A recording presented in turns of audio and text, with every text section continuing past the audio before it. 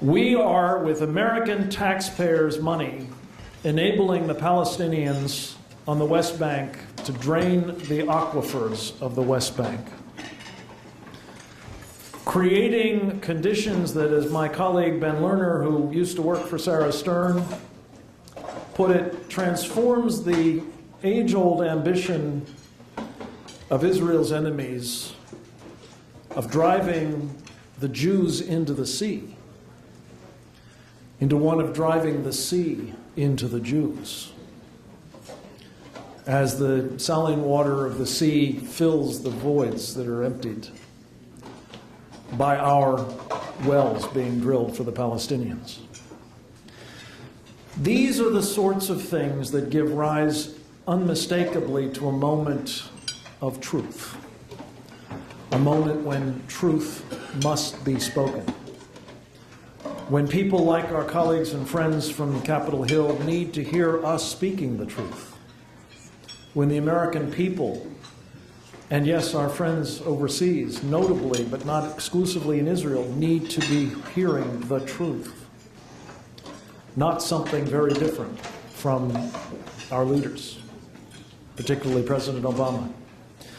So it is at this moment that we are particularly appreciative of both Sarah Stern and EMET and what they are doing, and of course appreciative of all of you who are making it possible for them to do what they're doing.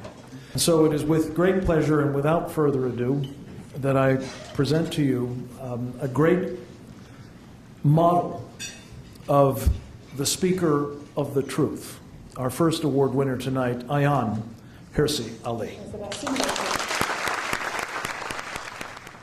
The threat of radical Islam to all of us, particularly to Israel and America, as these are the two entities that they have singled out, is not just a military threat. It's not only the suicide killings. It's more insidious than that. The leadership of radical Islam have a violent agenda that attracts most of the attention, but they also have a non-violent agenda. And that non-violent agenda, the Muslim Brotherhood, for instance, and other radical Islamic non-violent organizations are right here in our midst.